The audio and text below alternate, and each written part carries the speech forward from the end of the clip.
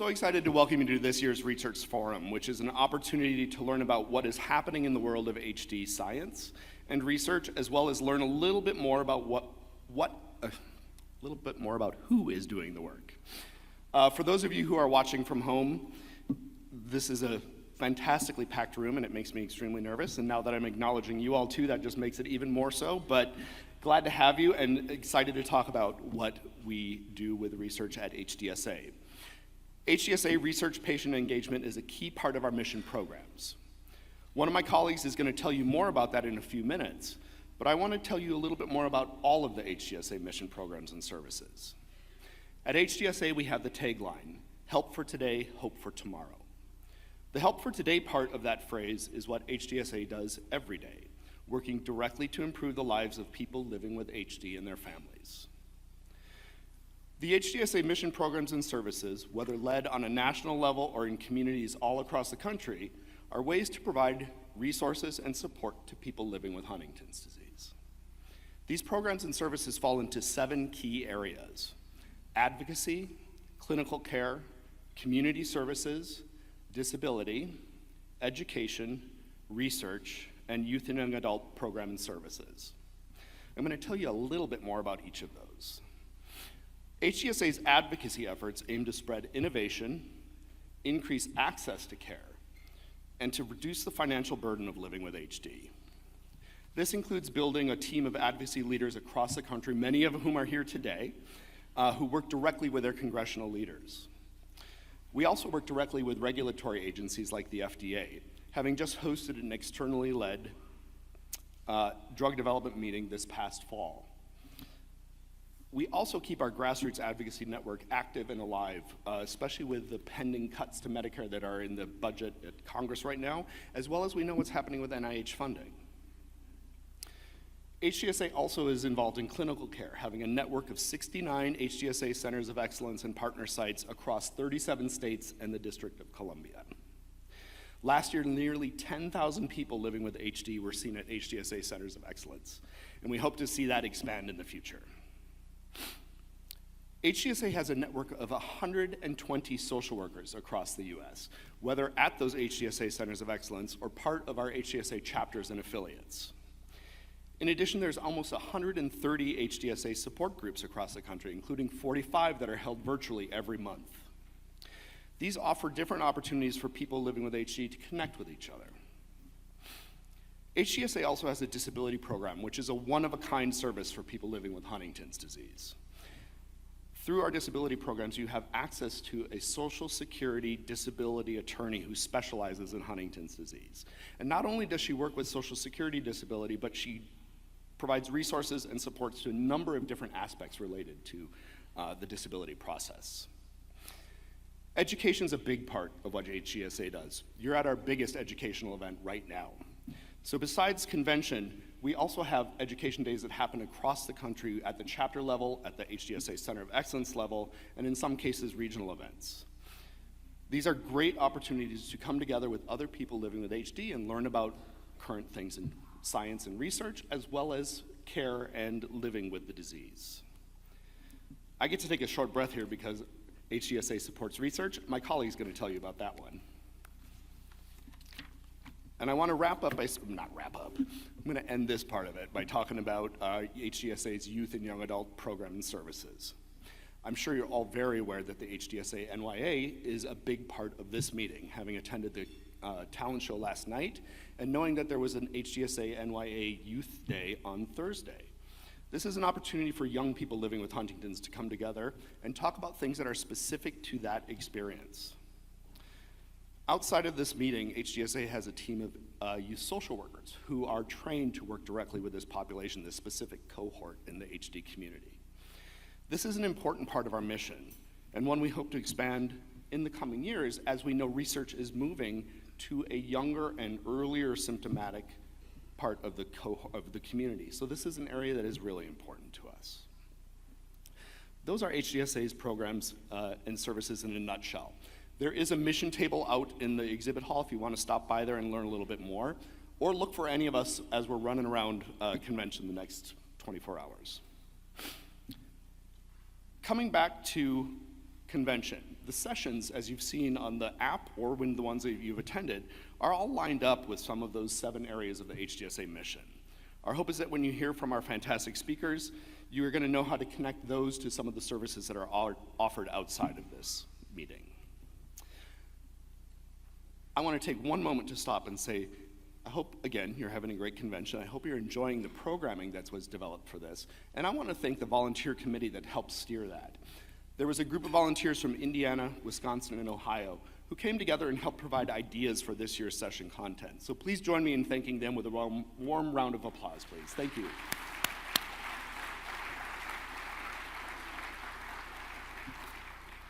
I also want to thank all the experts who volunteered their time to present sessions this year, lead some of the support groups, and host the Activity Center over the weekend.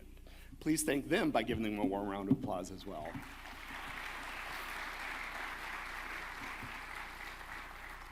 I want to personally thank them because that means I have to speak in front of people less. So really, truly, guys, thank you for that. Finally, I want to thank the HDSA staff. Putting together and pulling off a meeting like this is no small effort. Please join me in thanking every single team member on the HDSA staff who's made this possible and for all the work they do outside of convention every year for people living with HD. Thank you, guys. I appreciate you all so much. All right. Let's get back to talking research. I'm going to pause for a moment and turn this stage over to my colleague Tam to tell you a little bit more about HDSA's research programs and efforts. So with that, turning it to Tam. Thank you, guys. Hi, my name's Tam Mayuri, and I'm the Associate Director of Research and Patient Engagement here at HDSA. And I just started in this role a few months back, but I've been in the HD field a long time. I worked as an HD researcher in the Ray Truant Lab at McMaster University for 15 years, and I've always had close ties to the HD community. The HDSA is near and dear to me because a large part of my research career was funded by HDSA grants, and so I'm super excited to be part of the research and patient engagement efforts in my new role here. Like most of you, I'm also from an HD family, and I lost my mom to HD. So I know firsthand how important HD research is to give us hope for a treatment. And I'm really sorry I can't be with you in person today, but I wanted to record this message to tell you about how HDSA supports research and why it matters so much and how it connects back to you and your families. So HDSA funds HD research through 3 main programs. The Don King Fellowship, which supports undergraduate students to spark an early interest in HD and really draw new minds into the field. The Human Biology Project, which is designed to bring the lab bench closer to the clinic by funding research that uses real human data and patient samples. And the Berman Topper Family HD Career Development Fellowship, which gives the most promising young scientists the support they need to become independent leaders in HD science. And so together, these programs, they do more than just fund research. They really fuel the pipeline, and not just with discoveries, but also with the best people. And so by supporting people early, we help spark a real commitment to HD and keep the best scientists in the HD field. Here we have the scientists that are currently funded by HDSA. And they're really tackling HD from multiple angles, from tracking disease in the brain to uncovering what drives disease at the genetic level, and even testing out new ideas for treatments. But of course, they're not the whole story. Over the years, dozens of HDSA-funded fellows have stayed in the HD field. And I'd like to use Dr. Amber Southwell as an example. She was one of the first Human Biology Project fellows, and now she runs her own HD lab, mentors the Don King Summer Fellows, and she serves on both our scientific advisory board and our board of trustees. So this is a real community. Many of these researchers collaborate together, publish together, and really support each other. And that network didn't happen by accident. We helped build it. And if you want to hear from them directly, check the agenda. This year's research sessions include talks from 2 Don King Fellows, a Human Biology Project grantee, and a Berman Topper Fellow. So as I mentioned, HDSA-funded researchers are working across a wide range of topics. So from things like getting to the root of HD, how do CAG repeats expand over time, which is called somatic instability, to how changes in other genes can affect disease onset. So these are genetic modifiers, or even how the HD gene and protein disrupt cells. Also looking at measurements, tracking HD more precisely using biomarkers and fluids and scans and clinical signs, mapping brain structure and degeneration, and even looking at things like smell and cognition and other early indicators of disease. And of course, they're testing new ideas for therapies. So things from cutting edge approaches to rebuild neurons to non-invasive brain stimulation for mood and memory, to drugs targeting inflammation in mitochondria. So a wide range of projects, but together they all move us closer to earlier diagnosis and effective treatments. Now, this kind of research isn't always flashy, it doesn't always make headlines, and most of it happens long before it leads to a clinical trial. But it's the foundation, and without it, there's nothing to build on, no pipeline, nothing to fuel future clinical trials. And so that's really what HDSA's research programs are doing. They're filling the gaps and laying the groundwork so that the next steps are possible.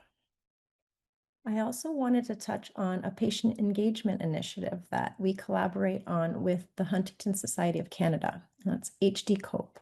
So HD COPE is a global group of HD family members, people affected by the disease, who are trained to work directly with companies developing new treatments.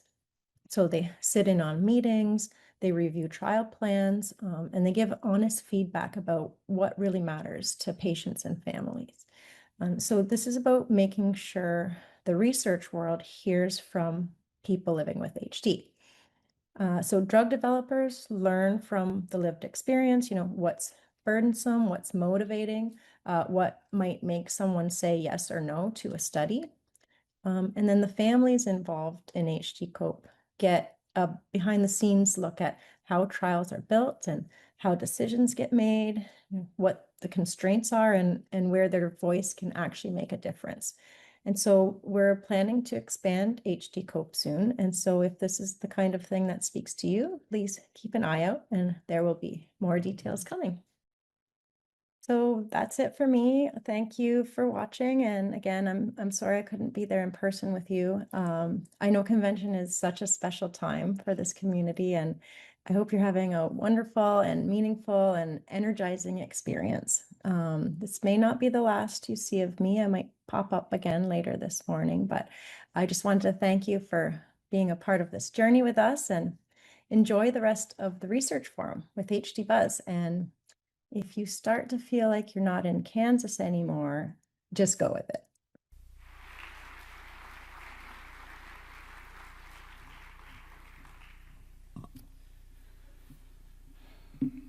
I wish Tam was here to actually talk to you and you had a chance to meet her this weekend, because she has been such a fantastic addition to the HDSA staff team. But as she indicated, she's been around for a while. And I heard that said out loud, she's been in the HD space for a while, both from a familial connection as well as the work that she has dedicated herself to. And as she pointed out, so many people who get involved in HD research, science, care, support, tend to stay in HD. And we're thrilled and lucky to have them with us. So thank you, Tam. I hope you're watching this at some point and know that you are truly appreciated. So back to what we are talking about here today. As Tam pointed out, Huntington's disease research is vital for us to better understand the disease and to identify and ultimately develop treatments that are going to change the way people live with Huntington's. As she mentioned, we have a number of the HDSA-supported fellows here this weekend.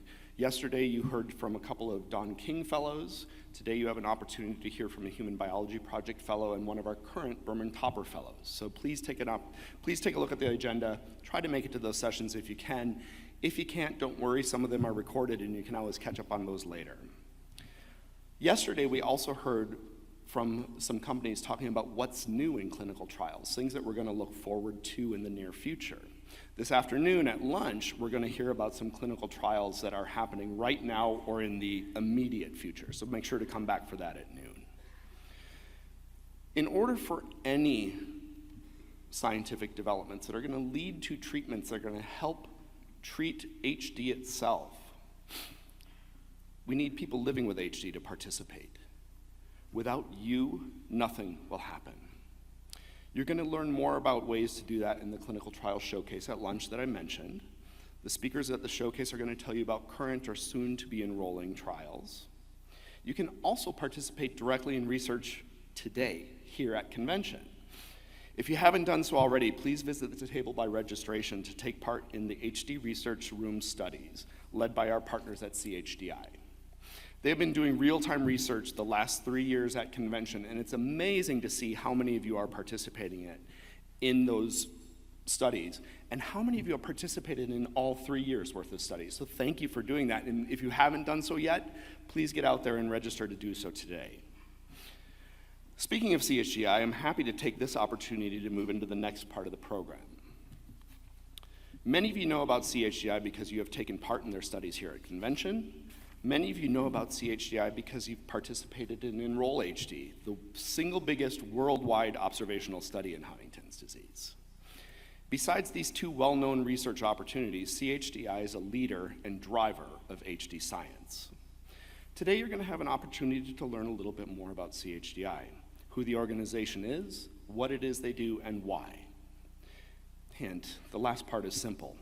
CHDI's mission is to develop therapeutics that will provide meaningful clinical benefit to people living with Huntington's disease as quickly as possible. Joining us today to tell all of us more about that is Robert Pacifici, CHDI's Chief Scientific Officer. Before joining CHDI in 2004, I'm going to keep his bio short because it's extensive. Robert has been the site director and chief scientific officer at a number of different large organizations, has been driving science, participating in it directly for years. He received his BS in biochemistry at the University of Massachusetts and his PhD at USC. And as a former Bruin, I am so glad to know that we can share space and stage time. So thank you for that, Robert. He serves on a number of scientific steering committees, scientific advisory boards for other nonprofits in the neurodegenerative disease space. I'm thrilled to have Robert here today. He is someone who can speak about what the CHDI as an organization is doing, but is another example of someone who's been in the HD space and stayed in it and is driven to help people who are living with this disease. So please join me in welcoming Robert to the stage. Robert, thank you so much.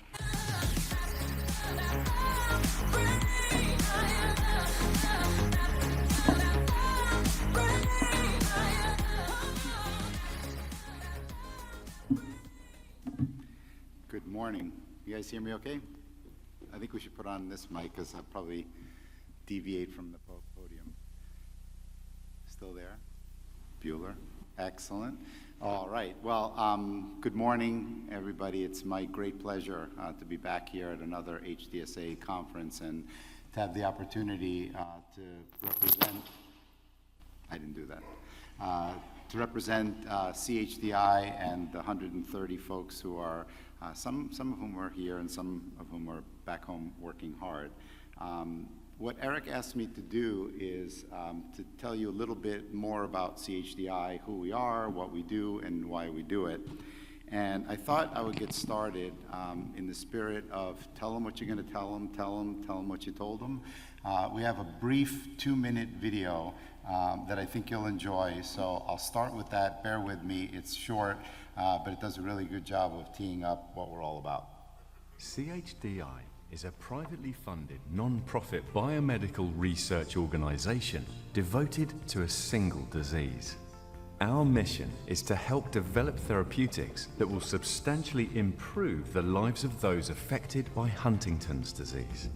CHDI has an internal team of over 120 people, including scientists, program managers, and support staff located across our offices in New York, Princeton, and Los Angeles.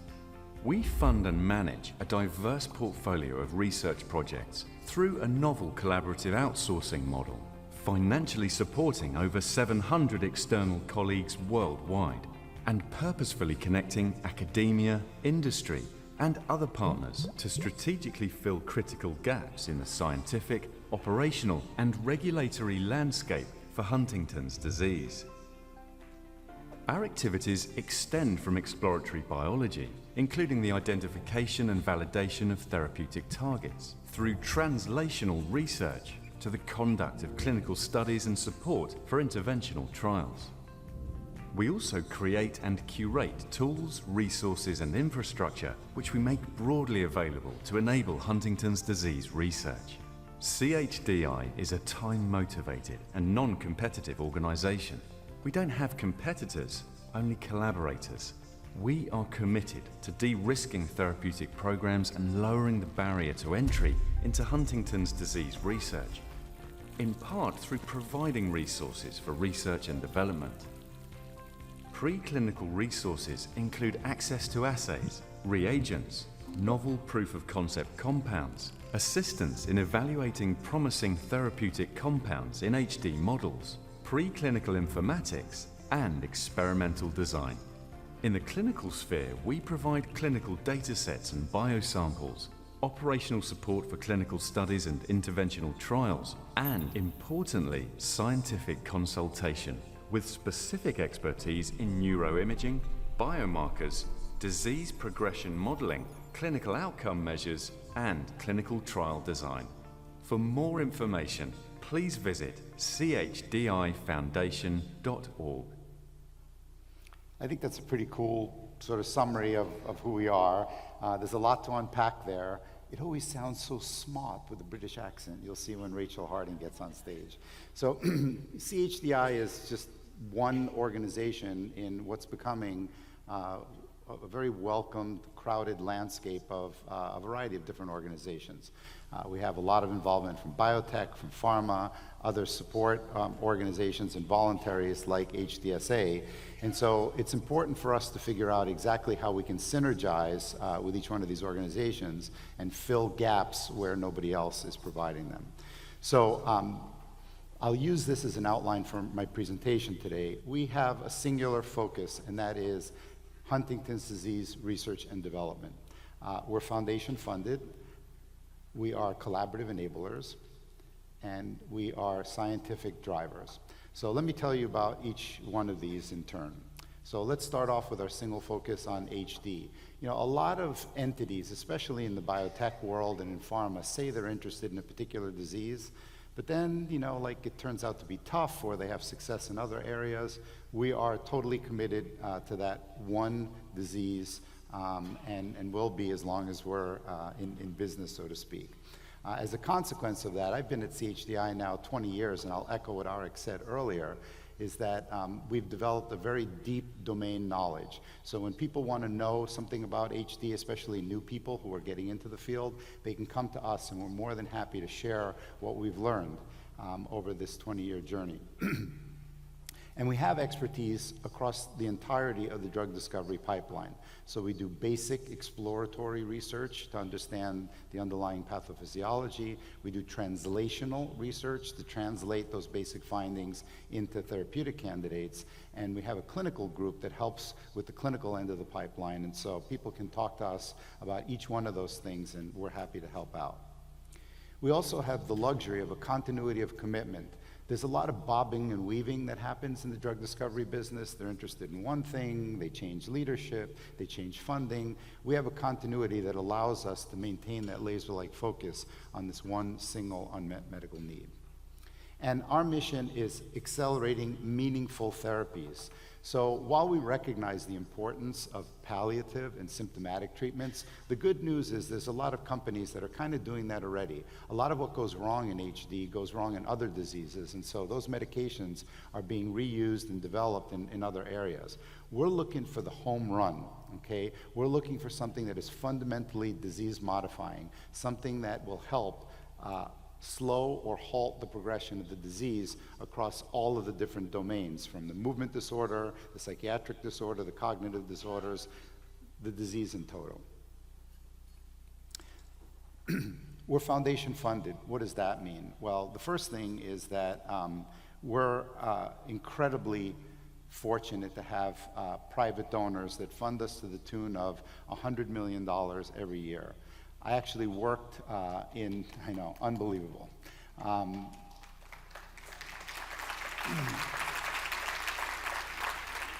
And it's thanks to those generous private donors that I don't have to do things like fundraising or worry about press releases or worry about quarterly earnings reports. They want us to focus on doing the science with their very generous support. As a consequence, we're also considered a not-for-profit. And what that means is that we don't have any competitors, only collaborators. So, when I give a scientific talk somewhere, if I say something that allows another entity to develop a therapy, that's a win. We don't care who does it. We should all be pulling in the same direction. This is too important of a problem for us to compete with each other. And one of the things that I love about working in HD is since the cloning of the gene, that team set the tone for how we need to have a sense of urgency and how we need to help each other. So CHDI uses what some people refer to as the virtual model, and I kind of don't like that word because we're very real. In fact, there's 130 of us that work within the four walls of the foundation across our 3 sites, New York, New Jersey, and Los Angeles, where I'm based, although for some reason it looks like New Jersey is in Indiana on that map. The 130 of us are working for CHDI. But if you came to visit us, and you're welcome to do that, you would never find a laboratory or a clinic. We do everything by partnering with outside entities. And so on any given day, there are about 700 people who are working on CHDI's behalf. And what that allows us to do is engage the best and the brightest when we need them. So this fungible model allows us to get into areas when we find it's fruitful for Huntington's, get out of it when we know it's not anymore. And it allows us to engage all the core competencies that are necessary to move our programs forward.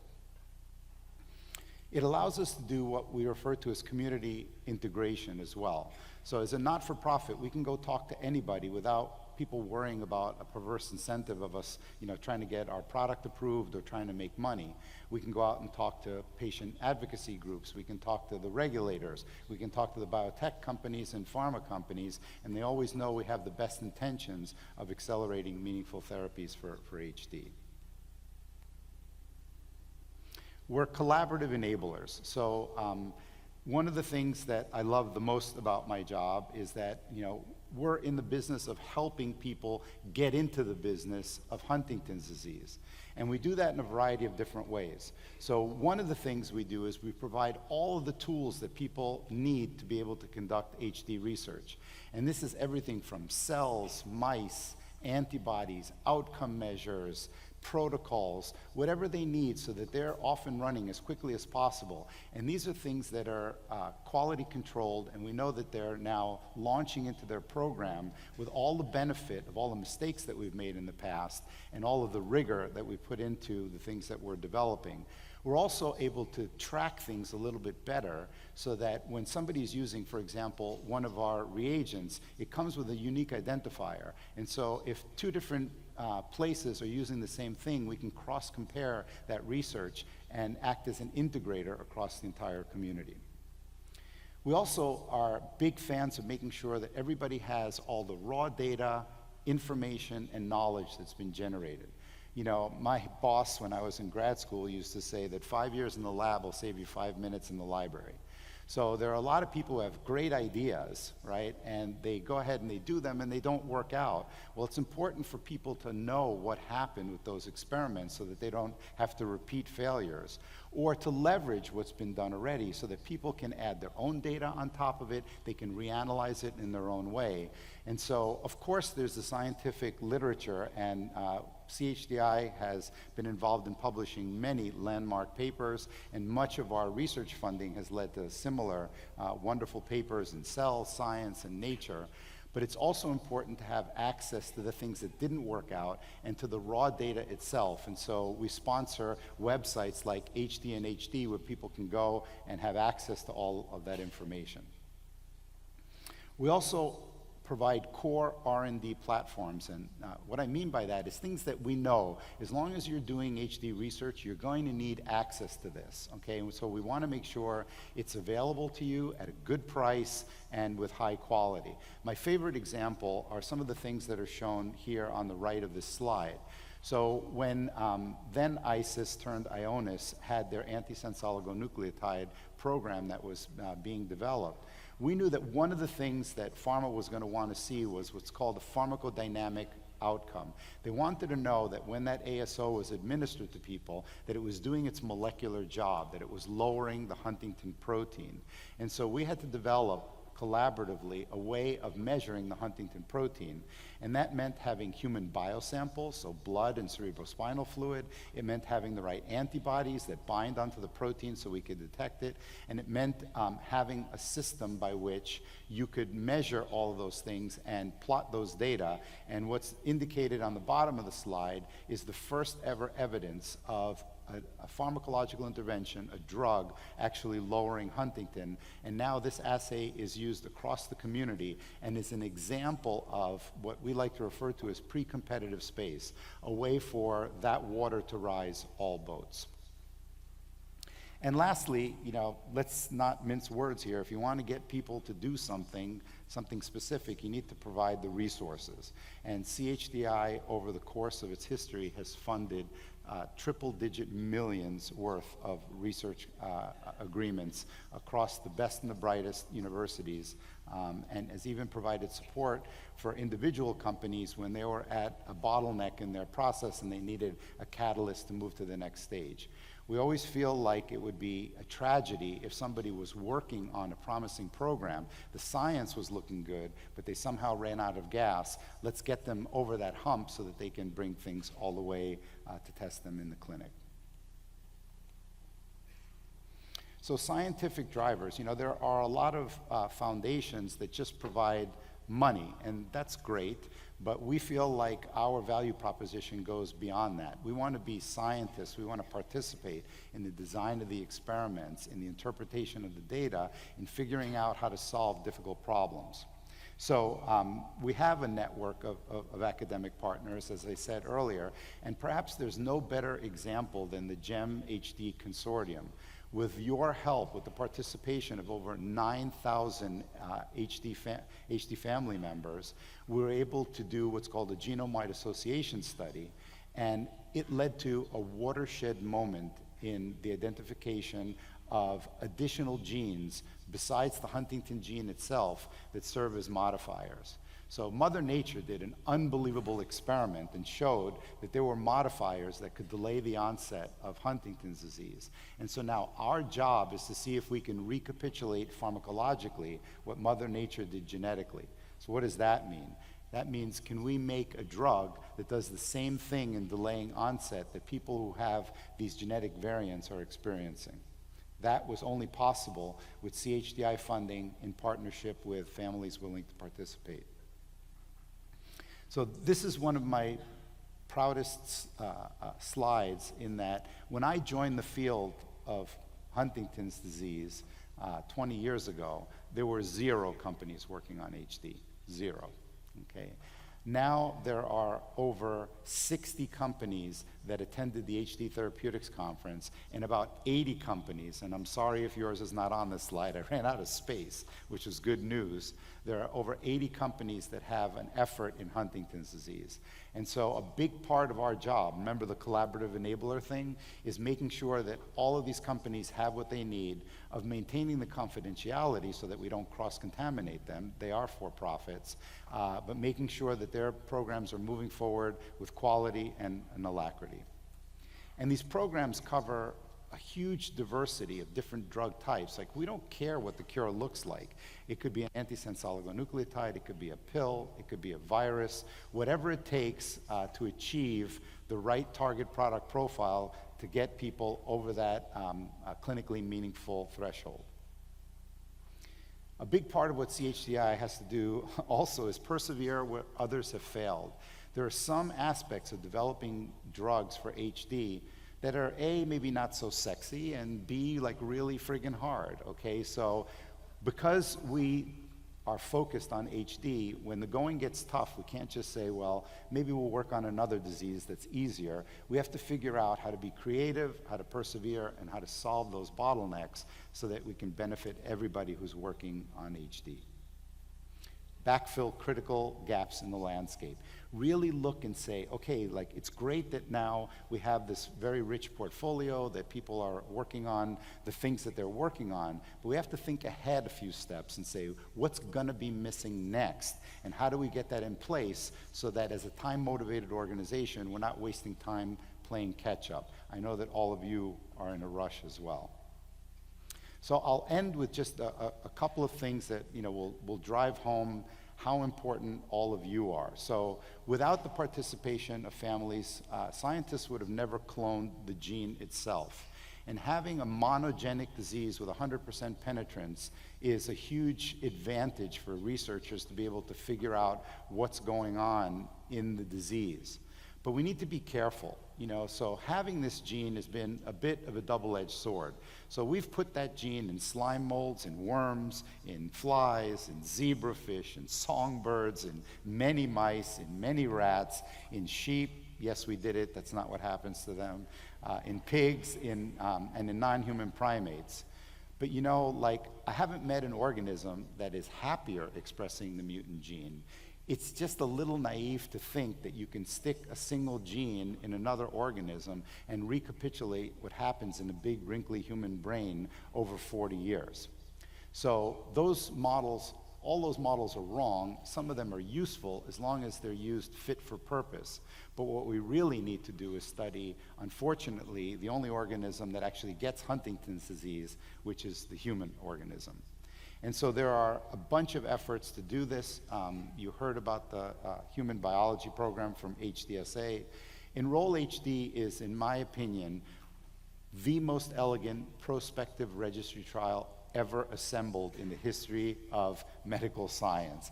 And I can say that because I don't participate in that. That's not my end of CHDI. The clinical folks and the Enroll HD team put that together. But if you're not part of Enroll HD, please figure out a way of participating. It has proven invaluable for those of us in research to be able to get information out of Enroll HD, and it keeps getting better. So one of the things that we announced this year is, in partnership with Regeneron, we are now looking at new ways of studying Enroll HD participants. We're doing full genome sequencing. In fact, it's done. So the sequencing part is done, and now the analysis of over 20,000 full human genomes is being conducted. And one of the scientists that works for me who's doing that likes to say he's like a kid in a candy store. This is like an unbelievable opportunity to mine through all of those genetic variants and learn even more about what's going on in HD, because we also have the humans, right, that donated generously their genomes and have them well phenotyped to know how they're behaving and where they are in their disease trajectory. The other opportunity, as you heard, is right here at this convention. So the clinical folks had this great idea of what they refer to as a pop-up clinic.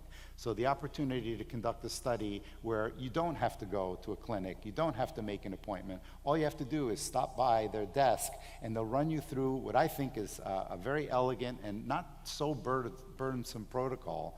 And again, I can tell you from the last couple of times they've done this, the output has been, tremendously valuable. And so if you can stop by and see these folks in the blue shirts, HDRAC is a really cool way of making your contribution and enabling research.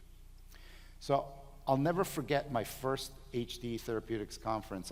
I'll never forget that one either, but my first HDSA conference. I had just taken the job at CHDI, and I was living in North Carolina because I worked for Eli Lilly and Company down there. And I loaded my family in a Suburban. I had my wife, my 2 kids, my 2 dogs, and actually on my drive across the USA, I stopped in Atlanta, which is where the conference was that year, and had my first opportunity to address the HDSA convention. I can't believe it's been 20 years, and it's been an amazing journey and a really positive one. So I just want to highlight a couple of things that are just so different and so much better from that first conference. We have a far better understanding of HD pathophysiology, and it's based on human data.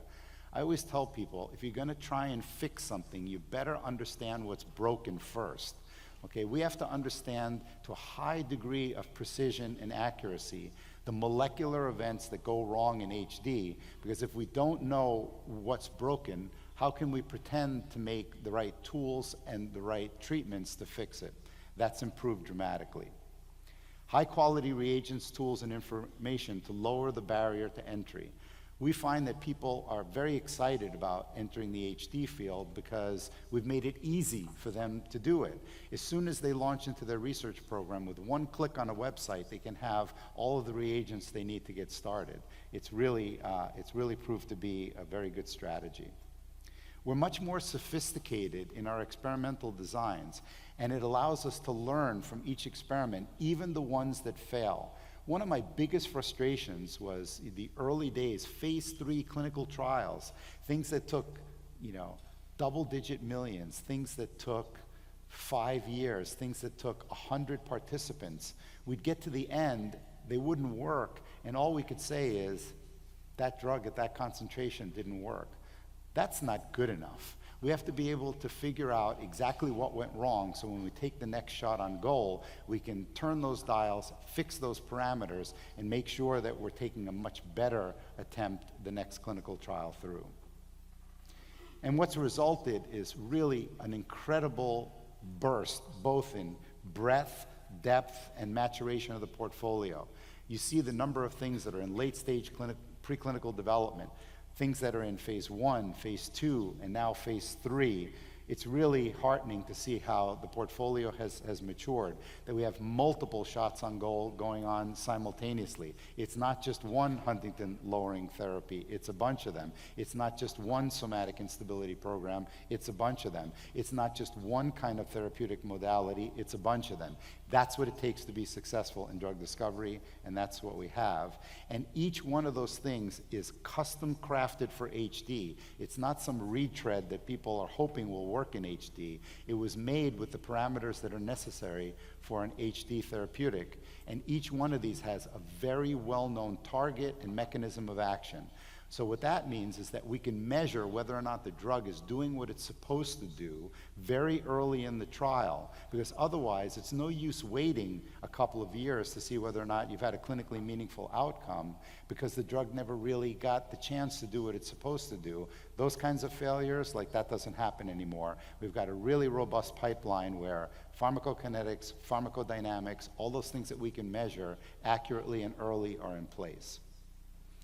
It's been, really amazing to see the collaboration across families, physicians, caregivers, researchers, and persons with HD. We can't do this without you, so we're incredibly appreciative. And on behalf of all of the researchers, I wanted to make sure that I expressed our gratitude for your very generous willingness to participate in these studies. When I was a kid, I participated in a couple of studies. I remember what a drag it was. I didn't want to do it. It represented time out from my other activities, but boy, thank you so much for doing it. It's really proving to be incredibly valuable. And as such, I've really never been, more optimistic about the future. I think we're at the precipice in the next few years of seeing the first signals of a clinically meaningful benefit in HD patients. And when that happens, it's going to be a watershed moment, because even if the first treatments aren't exactly what we want them, it'll show us that we can move that needle, and we'll know what to do next to make the next therapies even better, to figure out how to combine things as co-therapies. So I hope I've done a decent job of telling you about what CHDI does, what our drivers are. I think of it as this machine where we dump in money, we dump in technology, we dump in ideas, data, and know-how, and hopefully what comes out are drug candidates that will help people. And why we do it, it's what Arik said at the beginning. We trade hope with inspiration. I hope that all of you will take solace in knowing that you've got 130 unbelievably talented scientists, really well funded thanks to our donors who are working tirelessly to push this forward, and that we derive incredible inspiration from the courage that all the families display in their journey with this disease. Thanks so much for listening.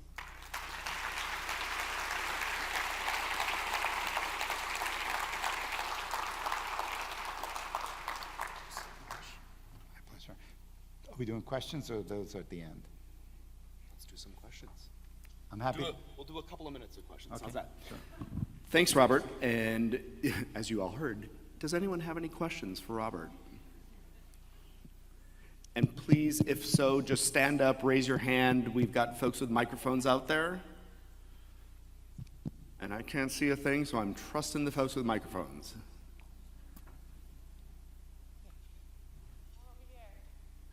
Okay, go on the right first. I have a question. Yes, first of all, great talk. And the next thing is, what is next for us, for our hope, for a cure? Well, it's difficult to say that a single thing is next. One of the things we pride ourselves on is having just an incredibly wide portfolio of things that are moving ahead in parallel. So I think what's next, as I said, is to watch carefully at what happens with the clinical trials that are ongoing, with a bit of hard work, a bit of science, and a bit of luck. My great hope is that we'll see the first signs of clinically meaningful efficacy. We know what to do from there. I'm very much looking forward to this next generation of programs moving forward that address somatic instability. The data that supports those targets is incredibly impressive. I would argue some of the best target validation data that I've ever seen in my career. And what we're also going to see are some new breakthroughs, as I said, from the genome sequencing. And I think that that's going to point us in directions of figuring out exactly, what's going wrong at the molecular level in the disease. Those three things, taken together, I think are going to generate a whole lot of not only excitement, but more certainty. One of the things I didn't say is that when we first started at CHDI, we were kind of like a mile wide and an inch deep. We were doing that because we really didn't know where to point this big gun. And what we're finding now is that we can walk away from areas with a high degree of certainty and know that we can double down on certain areas because we have the certainty that they're on a solid scientific foundation. Awesome, thank you. We're going to go over to this side next. So I loved hearing collaboration. That is a rare thing in a nonprofit space, right? And so my question is, I think you used the word pre-competitive space. How? What do you do? Again, you mentioned website with data available, but so many of those communication pieces are really hard. So how do you collaborate in some more detail? Yeah, so I can give two quick examples, because you're right, it is difficult sometimes. So the field of Alzheimer's learned a really important lesson in biomarkers. At first, they thought that, whoever developed the biomarker was sort of going to have a leg up on everybody else, until they realized how difficult it is to develop a biomarker. And so what they had to do, humbled by their failures, is figure out how they were going to band together and form consortia. And so biomarkers is a great example. I gave the example of the Huntington measurement biomarker. Is a great example of where CHDI insists that everybody communicates with each other, shares data, shares reagents, and shares know-how, so that everybody can benefit from those biomarkers regardless of what their specific program is. The second thing is, it sounds like a semantic subtlety, but CHDI doesn't give grants, we do contracts. And what that means is that we can specify in all of our contracts that all of the stuff that we get out of that particular contract can be shared with everybody else. So you'll never see an example where somebody says, I made this mouse, but I'm not going to let anybody else use it, or I'm going to charge them a bunch of money, to use it. All of the data, all of the reagents, all the know-how gets put into these repositories where everybody can benefit from having them. So those are a couple of examples of where we insist, in some cases contract, that people play nice with each other in that pre-competitive space. We'll take one more here. Hi, Rob. It's Amy Turner-Ladow. We've talked a couple of times. Mine is a call for action question, and that is, with all of the trials going on, what is it that we have that you're most needing? Is there a certain of group you're trying to recruit that's hard to fill? So are you looking, we all know you're looking for the early onset ones, but this is our room, so if there's something that you really need in a Huntington's patient, we would love to hear it. And so however you can communicate that to us, whether now or later, this is the group that's super active on that front. Yep, no, thanks for the offer. I mean, I think that what you'll find is that most of the clinical trials or studies have very specific inclusionary and exclusionary criteria. So, those are driven by the scientific needs of the study. And so if we can start off with a very rich population, so that once people apply those filters, they still end up with enough people to be able to run their studies, that's really important. And that's one of the reasons why Enroll HD, seeks to be as comprehensive as it is. So that when we're approached by companies that are ready to do their clinical studies, they can apply those filters and still end up with who they need. The other thing, and easy for me to say, as I said, like I participated in a clinical study when I was a kid. I thought they were going to take like every last drop of my blood, and then they spilled it on the way out. Like it was very disconcerting.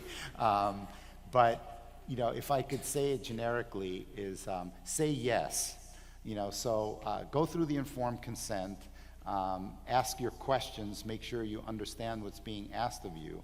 But the more willing you are to participate in what seems to be like, maybe some wacky things that people are asking, like, why do I have to donate sperm? Really, you want some of my tears? Hopefully not in the same session. The more you can say yes to those things that you feel comfortable with, those are all incredibly precious resources. Yeah, you bet. Yeah, all right, thanks guys, thanks for listening.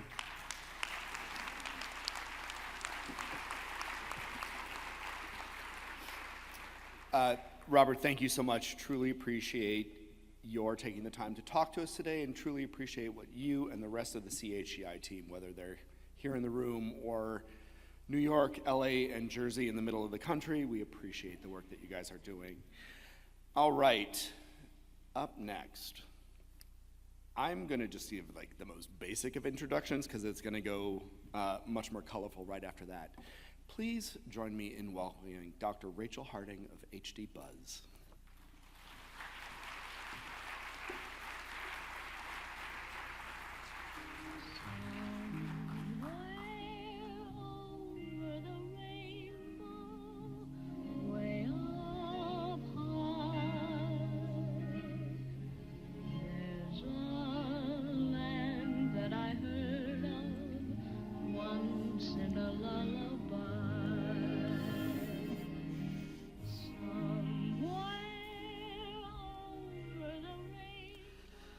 Wow, it's amazing to be here. Lovely to see you all. Thank you so much for coming to my session. I'm very excited and honored to have been invited by HDSA to give you a research update on behalf of HD Buzz. And as you may have told from all of the very subtly placed breadcrumbs of clues, that we have a slight Wizard of Oz theme to our talk today. And I think this is very apt for the HD community. It's about, a group of people who are in this strange, overwhelming, and somewhat frightening at times environment, working together through their friendship and everything that they bring together as a team to get to Emerald City, which in our case is disease-modifying therapies and nice treatments for HD. So be prepared for lots of shoehorned in Wizard of Oz metaphors and other bits and pieces which do not really match up with the law at all, so apologies in advance for that. But yeah, I realize that some people here won't actually know who HD Buzz are, so I just want to give a bit of an introduction. Some of you will remember that HD Buzz was originally founded by Ed Wild and Jeff Carroll, and you can see them on the slide here, dressed as Willy Wonka, where we gave our talk last year at HDSA on a very fun Charlie and the Chocolate Factory theme. But now things have been handed over to myself and Sarah Hernandez, and some of you might not know us, so I wanted to introduce us first. So, as you can probably tell, I'm not from the US. Even though I'm based in Canada, I'm actually originally from the UK. I'm from the White Cliffs of Dover. I did all my training in Oxford. I did my undergraduate and my PhD there, and then moved to Toronto, which is where I did all my further training, because when you're a scientist, you never finish training. And now I have an independent research team in Toronto. And so we're a lab. I now have 15 people in my team. We're all dedicated to doing Huntington's disease research and researching similar kinds of diseases. Key thing we're interested in is the protein that's made in Huntington's disease that doesn't quite work right. We want to understand what's going on with that, and is there new opportunities for drug discovery. My co-editor-in-chief, Sarah Hernandez, also a scientific background. She did her training at UCI, so University of California, Irvine. She now works at the Hereditary Disease Foundation as their director of research. But sadly, Sarah is not able to be here with us today. She did not receive a hex from the Wicked Witch of the West, but she is actually very, very poorly right now and is not able to attend. So I'm afraid you're stuck with just me today. But what I wanted to highlight before we get into some of the research is some stuff that you've already heard about a little bit this morning, which is how does Sarah and I both end up being in this position where we trained as researchers, we're still doing some research, we're involved in these organizations. And I would say a really large part of how we ended up there was actually because of the HDSA and the funding that we both received in the form of Berman Topper Family Career Development Fellowships. And the opportunity that they gave to us, it was just amazing. So this community of alumni, fellows, and current fellows, we all stay in touch with each other, we talk to each other all the time, we actually share reagents and tools, kind of similar things to what Robert was talking about, but on a smaller scale. We work together, we collaborate, and we're also really good friends, which is really fun. And we get to do lots of really fun and exciting science together. We've forged collaborations between different pairs of us, and those papers that we've published together. I'm just showing you some examples here, which has been a very exciting way for us all to begin our careers as HD researchers. But let's get into it. It's time for me to start telling you about all of the really fun and exciting updates that we've been having in the HD space recently. There's a lot to cover, so I'm going to try and get through as much as possible, and then I'm happy to take any questions at the end. Okay, so much like Dorothy, when she's stuck in Kansas and there's this scary tornado, I think this is what HD can feel like a lot of the time, is this storm that we're here. It really devastates families. This is something that I think maybe an analogy most people in this room would agree with. So how do we get out of that? And I think this is where the yellow brick road, this pathway that takes us away from that and towards what we really want in life, is this disease-modifying therapy. So these are drugs that either slow or halt the symptoms of Huntington's disease. That's what we're all aiming for. But we need to do that. We go down the yellow brick road, so to speak, to get to that point, but we have to do that as an HD community. So we're all working together to achieve this goal. And along the way, there are all these different things that we're working on in parallel on this yellow brick road towards these disease-modifying therapies, and I'm going to be covering quite a few of those today. But let's start with some basics, because I know some people have been to different research sessions, some people it's your first convention. So if you already know all of this, great, it's a nice little revision session, but I wanted to make sure we're all starting from the same point, which is, what is HD genetics? So everyone who has Huntington's disease will have inherited one copy of the HD gene from either one of their parents. And nearly all people will only have one copy of the HD gene. But what this means is that you then have one copy that has the Huntington's disease form, one copy that's the regular form, and it means you actually make two different versions of the protein that's encoded by that gene. And so we have the disease, or sometimes called the mutant form of the Huntington protein, and we also have the healthy form of the Huntington protein as well. But what does this really look like? And I think most people in this room are familiar with this idea of the CAG number. And to have Huntington's disease, you need to have a CAG number bigger than 40 or more. But there is a bit more nuance to it than that. So we consider anything from 10 to 26 to kind of be like a regular type of the Huntington gene. And then we also have these kind of gray area, kind of interstitial mutations as well. So if you have 27 to 35, it means maybe you will probably not have Huntington's, but maybe your children will go on to develop it. And 36 to 39 means that you may or may not develop HD in your lifetime. So with this expanded form of the Huntington gene, it also means that you make an expanded form of the Huntington protein. And what we've known for a long time is that having the expanded gene and making the expanded protein means that you're probably going to have quite sick nerve cells in your brain. And this is kind of the overall dogma of HD. Like, this is what the fundamental truths that we know about this disease. Something else that we've known for quite a long time now is that not everyone with HD has the same CAG number. And we know that people who tend to have much longer or higher number CAGs tend to get disease earlier in life, whereas folks who have shorter ones seem to get disease a bit later. But that fact also doesn't hold true all the time. There are people with exactly the same CAG number, some of whom will get disease earlier or later than each other. And that's because of this thing that Robert was mentioning earlier, is these things called genetic modifiers. So these things that are other kind of letter changes in our DNA code, which actually seem to be correlated with when symptoms may or may not begin for someone with Huntington's disease.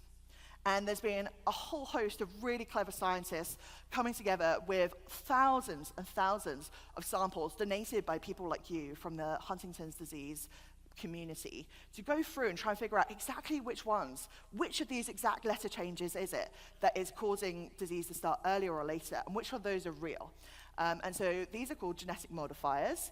And the thing that was really interesting is when we map them all on the genome, they seem to really be involved in mapped genes that are involved in looking after our DNA, making sure our DNA is really well taken care of.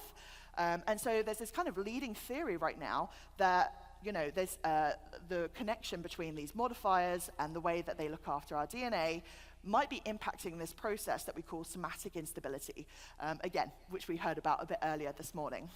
So what is somatic instability?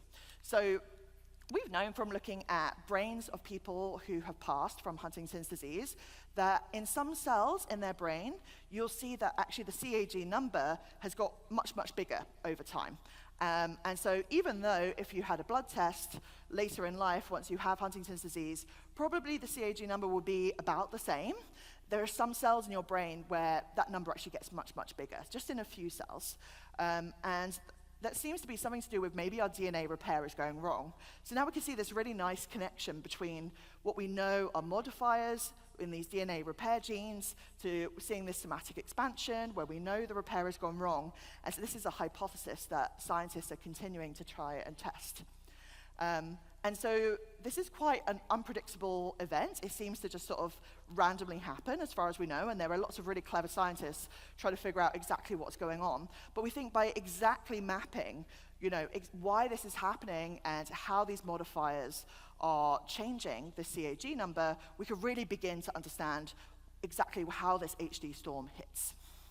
And so you might have seen, if you're a regular reader of HD Buzz, that there are so many papers. There are all of these researchers around the world who are really interested in this theory, understanding exactly what's going on in Huntington's disease, publishing all these papers where everyone is finding one piece of the puzzle that we're slowly putting together to really understand how this process of somatic expansion, also called somatic instability, might be impacting the way that HD works. And as Robert told us earlier, this is really good news. We know that in some people with HD, even though they have a CAG number, which means they should get symptoms when they're maybe 50, they don't get them till they're 65, 70. So this is almost Mother Nature's way of telling us, this could be a really good drug target. If we could recapitulate that similar kind of genetic change, but in the form of like a tablet or an injection or some other kind of therapy, then maybe we can mimic that, and we can also delay symptoms in everyone, which would be amazing. And so there are all kinds of different companies who are working on trying to figure out, can we mimic some of these mutations that we know delay symptoms of HD, and stop this expansion, and then maybe we have the good witch come down and help us delay HD. But a lot of this work currently is all not quite in the clinic yet, but what I want to switch gears a bit now is thinking about all of the other clinical work that's going on. This is just one idea, one hypothesis that we're pursuing, one theory. And a huge part of the HD research that is happening and you're going to hear about at this conference is stuff that takes great courage. It's the biggest experiment that you can ever do, and that's to do clinical trials and to gear up for that and to run those in the HD community. So there are all kinds of different strategies that we're using. As Robert mentioned earlier, there are things that we call disease modifying. These are things that slow, halt, or maybe even reverse HD that we're trying to aim for. But there are also trials that we're doing, or drugs that we're trying to develop, which are more symptomatic. How can we help people manage their symptoms better with Huntington's? And there are all these different things in progress. And one thing that what's happening here? And we just heard about the somatic expansion. Sorry, my slides are in a funny order. But this is something I think is really, really interesting, is that when you look at all these different hypotheses that everyone is pursuing, and then we map all of the companies who declared or that they're working on this, they already have things in the clinic, you see all of these people there. It's such a big space. It's so exciting. There's so much stuff happening. It's really awesome. And even Dorothy is very, very shocked and amazed by all of the hard work that everyone is doing, either just before the clinic or in the clinic right now. And there's actually almost too much for me to talk to you about everything today, so I'm going to focus on one of the leading approaches that people are really thinking about for clinical trials for Huntington's disease, and this is this idea of Huntington lowering. So as we revised in our knowledge of HD Research 101 earlier, we know that people with Huntington's disease, they make two different types of the Huntington protein. They have either the disease form or the regular form. And so one idea is, can we just turn off the Huntington protein or get rid of it in some way so that we just have less of it? This is the thing that we know is the end product of having the HD gene. So is there a way that we can just make less of that? Would that be helpful? And there's all kinds of different ways that people are thinking about the way we can approach this and how we can go about this. And this is really good because we're not putting all our eggs in one basket. Even within this one idea, people are trying all these different approaches. So we don't know what the best one is going to be yet. And so it's great to see all these companies doing all these different things. So the majority of companies are taking what we call a total Huntington lowering approach. This means that both versions of the Huntington protein are being decreased with their therapy. And you can see there's all of these folks working on this, 6 companies who are in the clinic right now. So exciting. We have other people who are developing therapies which have preference for the disease form, which means that you keep a bit more of the regular protein around. Some people think that that's probably going to be quite important. The regular protein and the jobs that it does in the cell might be really important to keep around. And actually some people, like Wave, they're only targeting the disease protein. They've got very special, clever genetic tricks that they can use to make sure that only the disease protein is targeted with their drug. So in addition to all these different ways that we can lower the Huntington protein, there are also different ways that we can deliver it. And to the best of my knowledge, no company is doing this through magical flowers that send you to sleep. But they are doing it with these different ways. So for example, PTC and Skyhawk, their drug can be taken by mouth, which just, you can imagine that would make things a lot easier for people, but it is something then you have to take quite regularly. You have other people who are doing these one and done gene therapies. You deliver it, and then it's it. Other things need to be delivered, by spinal tap, but less often. So there's, pros and cons of every single approach and how that's going to move forward. So the great news is that all of these companies are doing this work and they're giving us updates. We're finding out lots of really exciting news, and we've been so lucky in the last 12 months or so since we were last here at HDSA. We've had so many encouraging updates. Things are moving in a trajectory which, we're trying not to get too overexcited, but there's a lot of anticipation about what is coming next. So I'm going to go through some of the highlights of what we've been seeing in the news. So PTC has a drug previously called PTC-518, now called Votoplam. And we recently found out it met its primary endpoint. This is great news. This is a metric set out at the beginning of a clinical trial so that we could say in advance, is this trial going to work or not? It's a bit like calling which pocket you're going to aim for when you play snooker. That's as far as my snooker knowledge extends. Do not ask me anything else. And basically, their endpoint was, our drug will lower Huntington. They did. Great. And we had lots of really other encouraging data from brain imaging and some biomarkers and other bits and pieces. And excitingly, they've entered into a licensing agreement with Novartis. They're gearing up for another trial, which is really, really cool.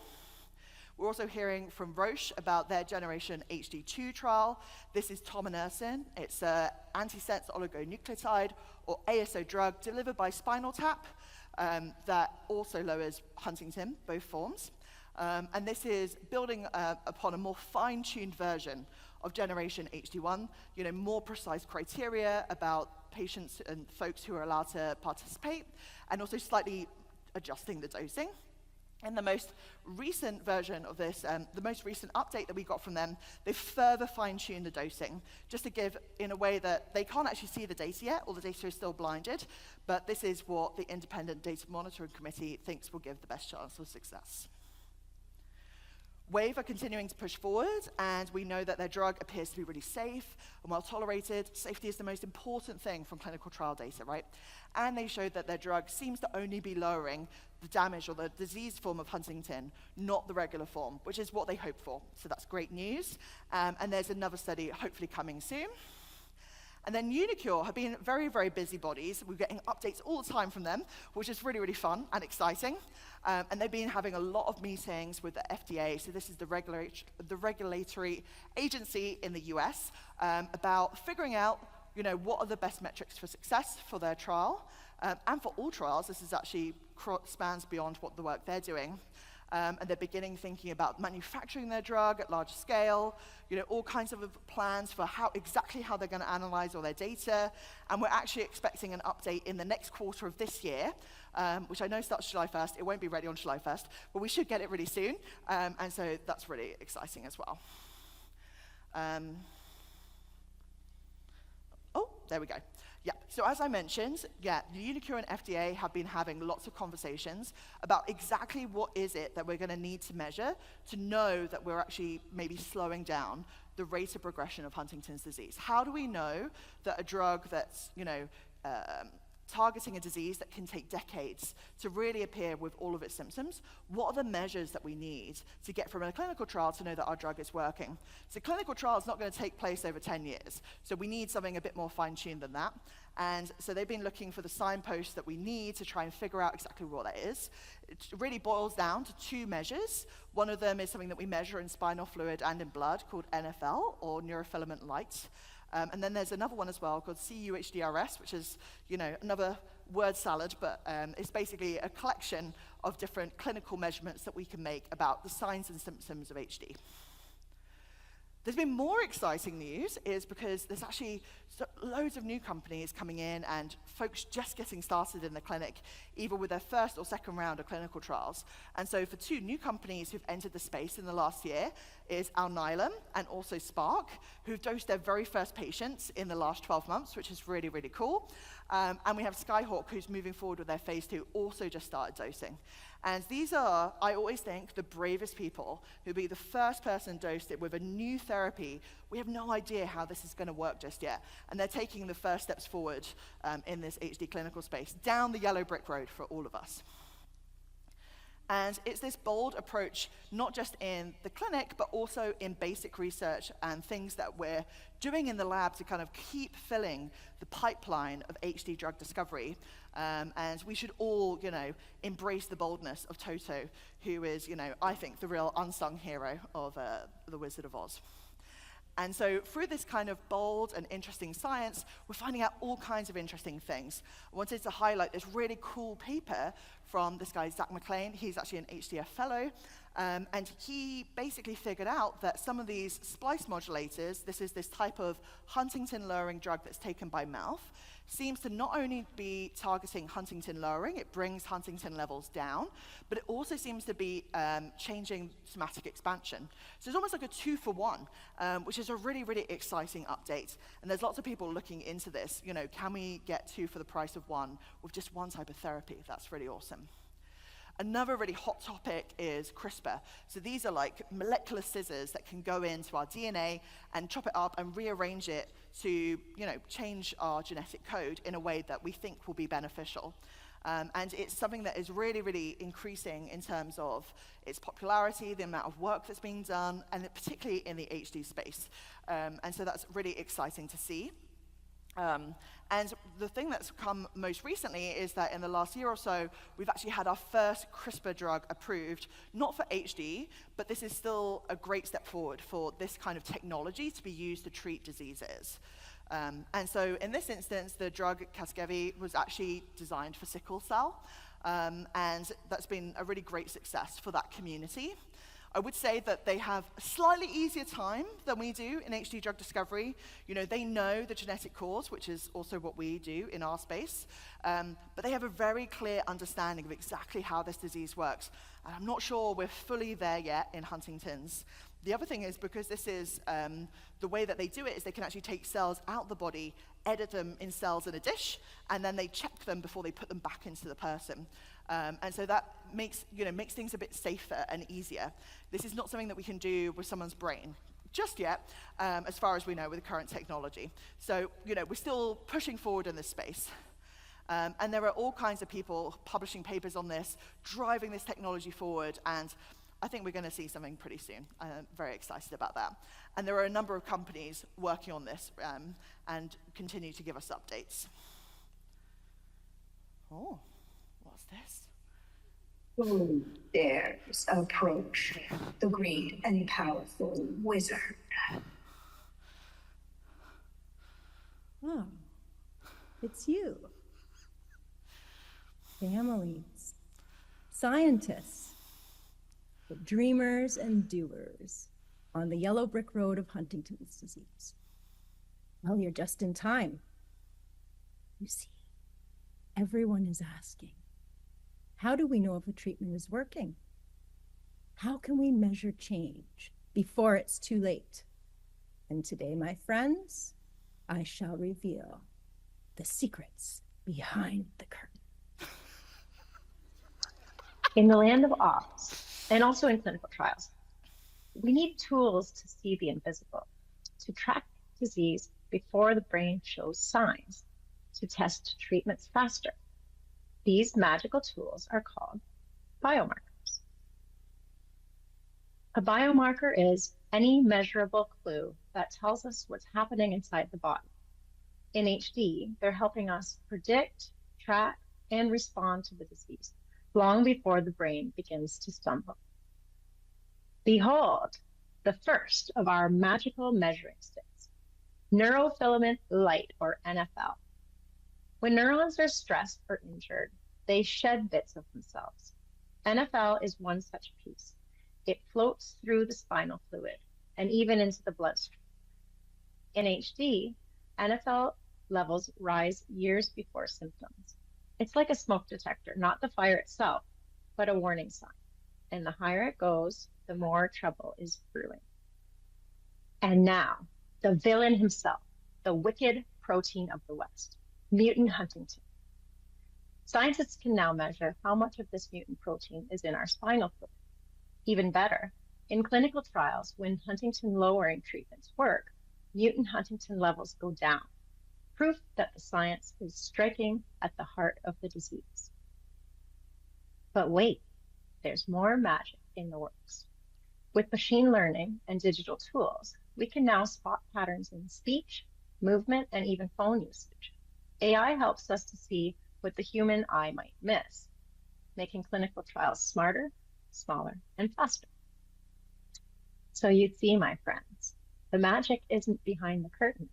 It's inside the science, and inside you, the brave people who join studies, give samples, and power this journey. You had the power all along. Biomarkers are just helping us see it.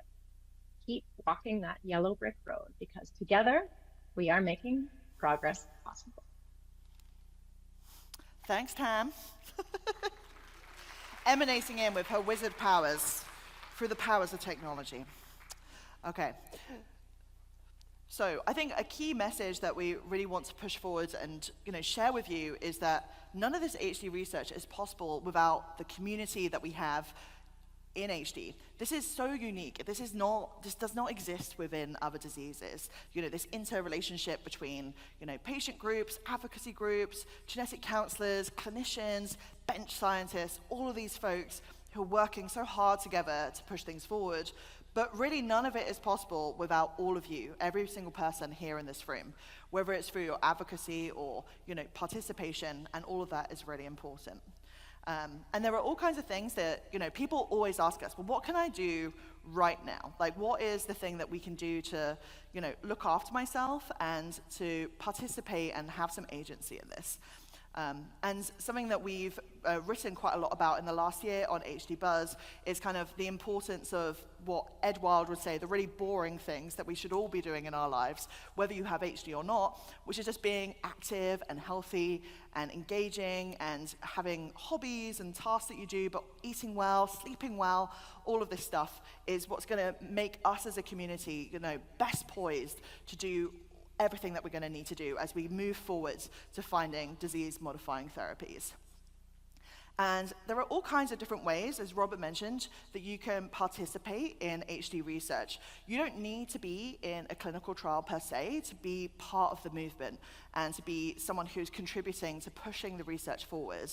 There are all kinds of non-interventional studies. These are things where no drugs or anything are taken. We're just either registering, that someone with this disease exists, or, just observing what's happening in people as well. And so two that I would mention here are things like Join HD, which is for folks who have the more juvenile form of Huntington's, as well as the HD young adult study as well. So these are, looking for those very early changes that Tam was mentioning that seems to be really important if we want to start treating people earlier in their HD journey. We also have a whole load of different surveys that many HD organizations are developing and putting forward. One I'm highlighting here is from the Huntington's Disease Youth Organization, or HDYO. They have a really amazing survey series that you can go through. And it really doesn't take very much time, and it's such a valuable set of data. Oh, she's back.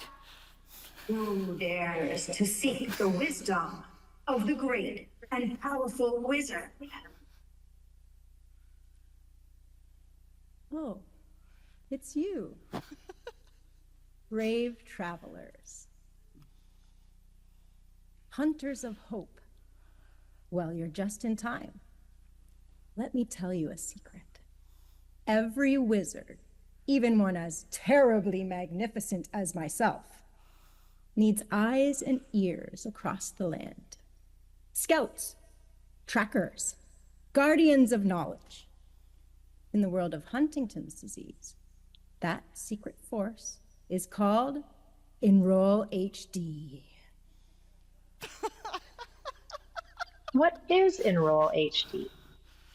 Enroll HD is a global study, a living library of HD data. Thousands of people, patients, family members, gene carriers, and controls are contributing their stories, their time, and yes, even a little blood. They visit a clinic once a year talk with doctors, answer questions, take simple tests, all so scientists can understand how Huntington's unfolds, how it varies, and where it might be stopped. Why does this matter? You see, my friends, without data, trials cannot be designed. Without volunteers, progress cannot be made.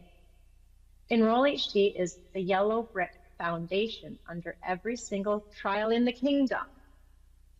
It helps researchers find participants, track symptoms, and even discover new targets for therapy. It is quite simply the engine under the Emerald City. So who can join? Well, you don't need a brain like the scarecrow or courage like the lion. If you're a part of an HD family, gene positive or negative, you can join.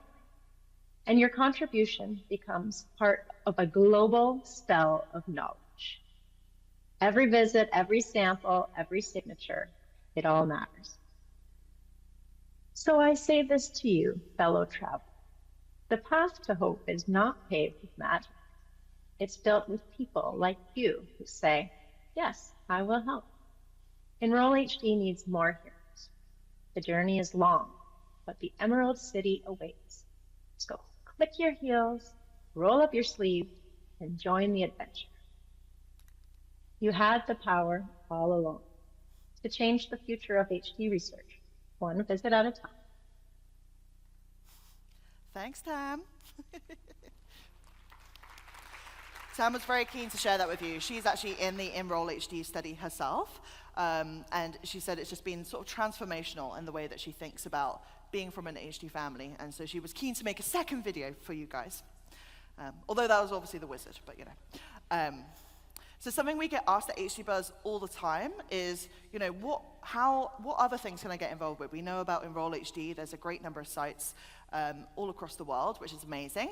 But there are also all these other things that are available to people, some of which are in your local communities. And so you'll find, you know, at your local HD Clinical Center of Excellence and various other lab-based studies that there are all, things to do with like how does sleep affect HD, how does exercise affect HD, what different kind of medications are you on and how does that in itself impact HD. So I strongly recommend that you keep your eyes out for anything that you'll find in your local community. Something I wanted to touch on as well, which is something that is not for everyone, but is something that is one of the most amazing contributions that folks can make to HD research, is the donation of brain tissue after they have passed. And so there is a drive within the community. As Robert said, we need to study HD in people, and we can do so much with CSF and blood, but really looking in the brains of people with HD has been transformational in terms of how we understand how this disease works. And so there are all kinds of different ways that you can do that across the US.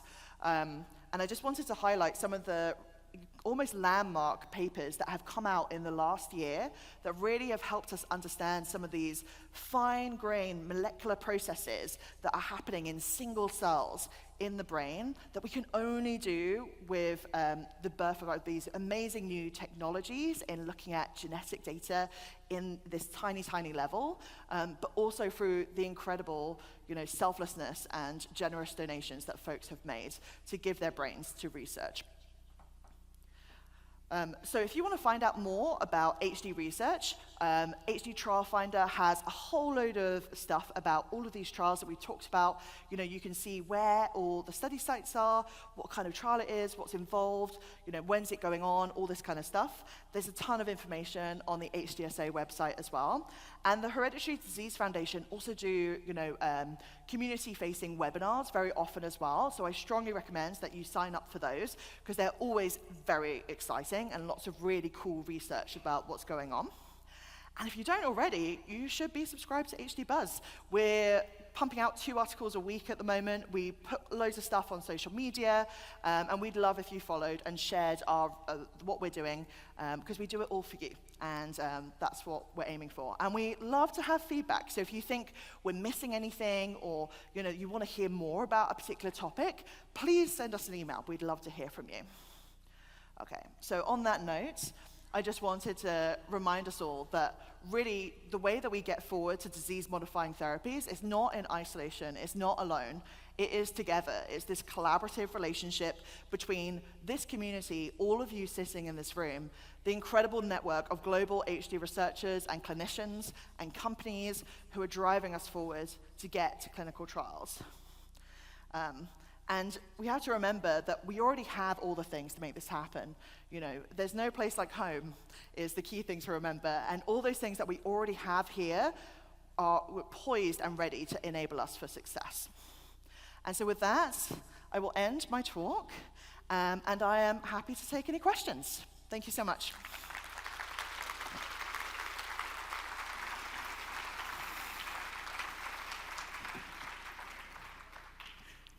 Can I just say how tickled I was that you got Pam to do that?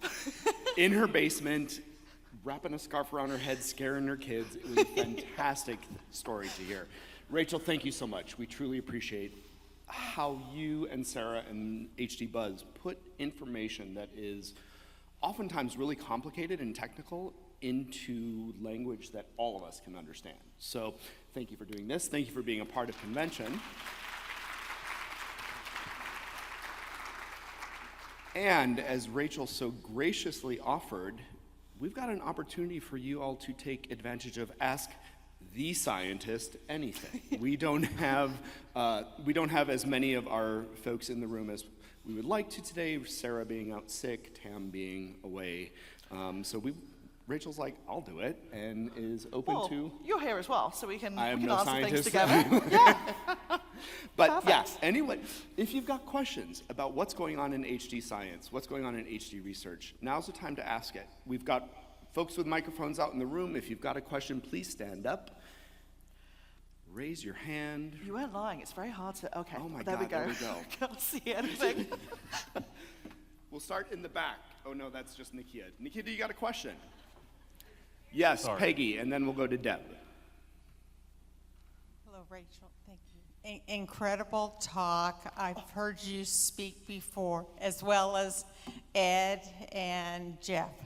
What I want to know is what your next big project is for HD Buzz, and how do I get on that email list?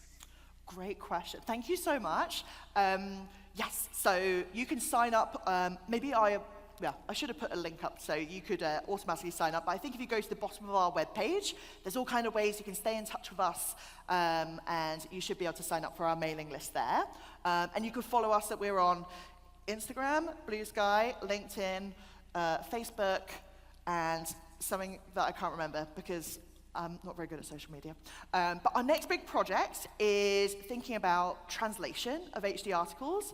I think something that, even within the US diaspora, not everyone is as comfortable reading things in English, perhaps, as they are in maybe another language. And HD is also a global issue. It's something that we know impacts communities all around the world. And so something that we've been fundraising for and really working hard behind the scenes with a lot of very complicated computer stuff, but I'm not very good at, is to get AI-guided translation of our research, of all of our articles and content done as quickly as possible. We've so far been relying on an amazing team of volunteer translators who one by one come in and edit articles, but this is just not sustainable. Now that we have 2 articles a week going out, things are busy, there's so much stuff to report, people shouldn't have to wait to read an article in another language. And so that's our big thing that we're doing right now, and if you think there's a language, well, right now, we're still in a transition phase, getting that fully working, but it should be launching officially sometime in September.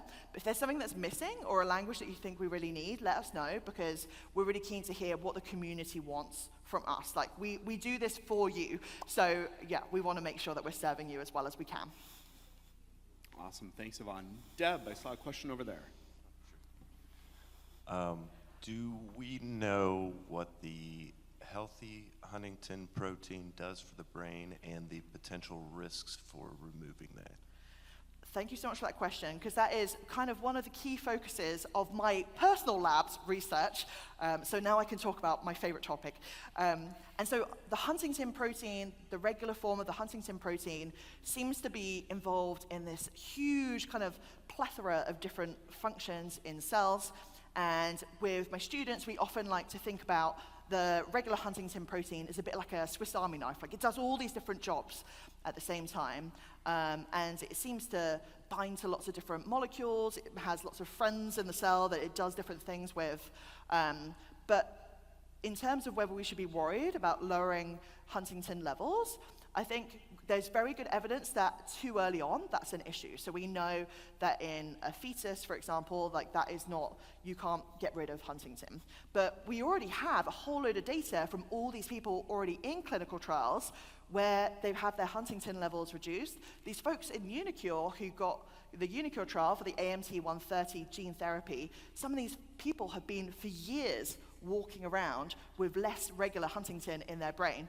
And they seem to be doing okay. So I think that's kind of we have to follow the data, and as much as we can try and infer some things from mouse models, these kind of animal models are only tools. It's what happens in people, and it's what happens in adults that matters. HD is generally a disease that affects people in kind of middle age, and so that's where we should be worried about that, in my opinion.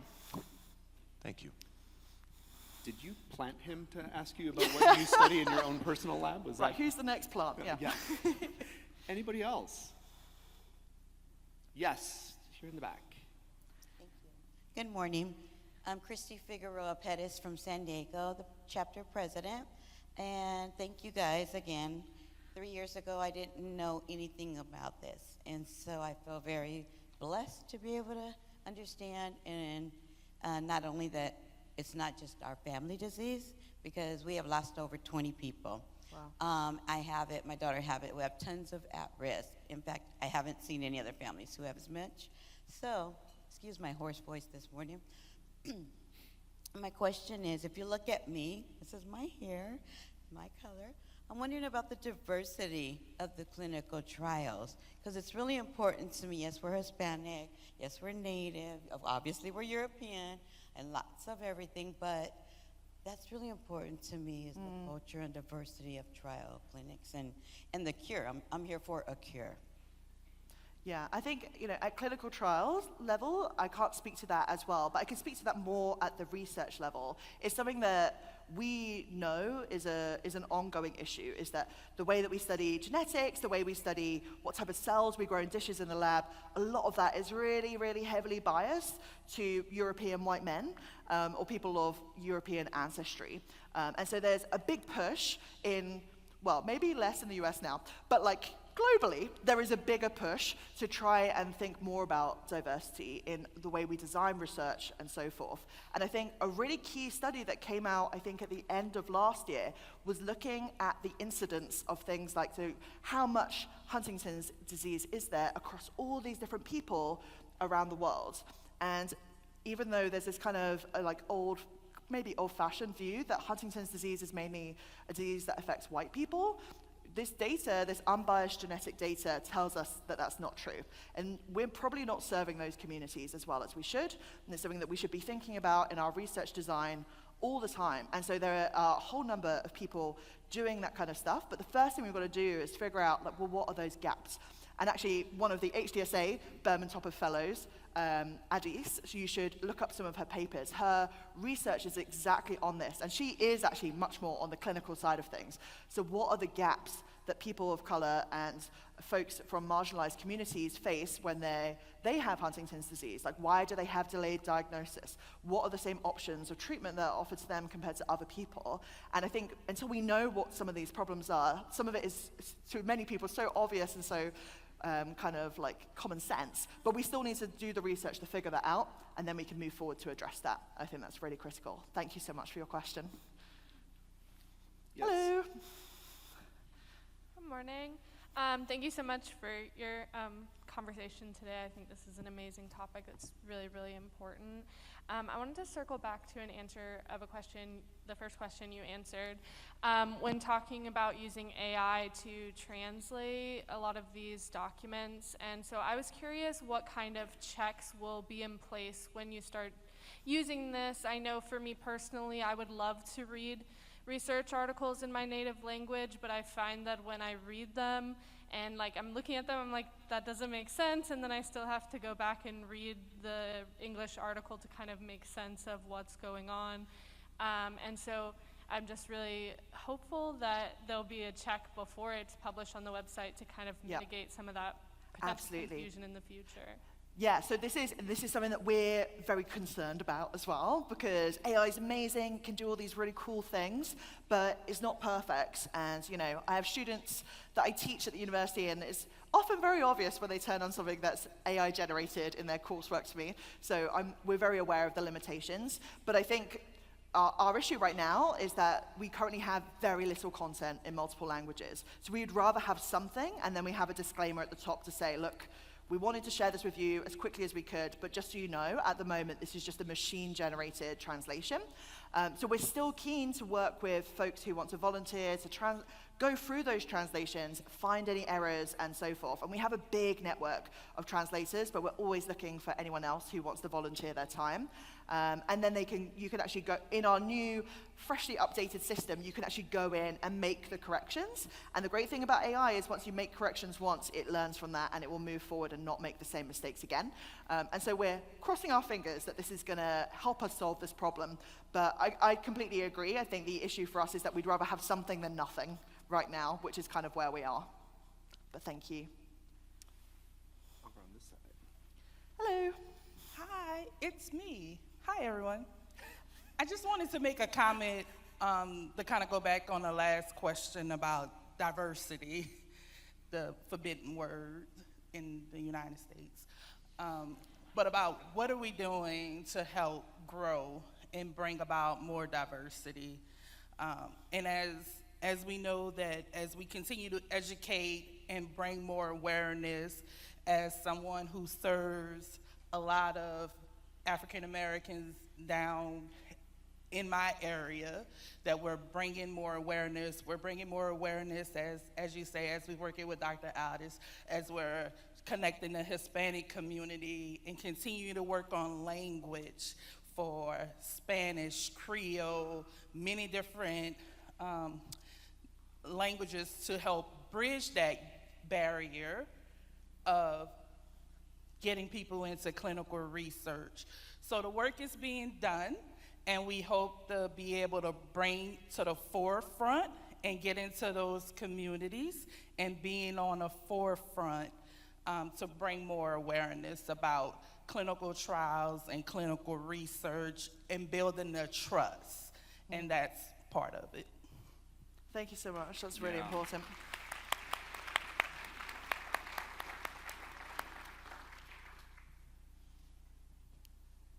Yes. So Danny Gimbel, president of the Florida chapter, and for those who don't know, I'm also a prosecutor. And so when we're talking about diversity of populations, I wanted to bring attention to the incarcerated HD population and what we can do to make it so that these clinical trials can be happening to the countless number of people who are incarcerated, undiagnosed, and what we can do to make sure that all of this great work is reaching the most vulnerable of us. Thank you for sharing Thanks, that. Danny.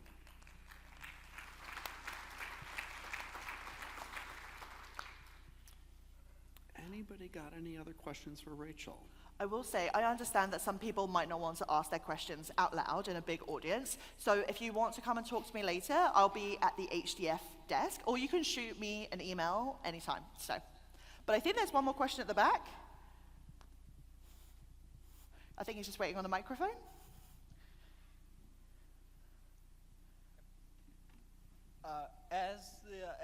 Explain playing it like I'm 5 guy in my group chat. Is important when you're speaking to know your audience. Is there, and explain it like I'm 5 for lower educated population on your website. Did you catch that? I'm sorry. I feel like the microphone was breaking up a little bit. Do you mind repeating that? Is there an lower education version of your website?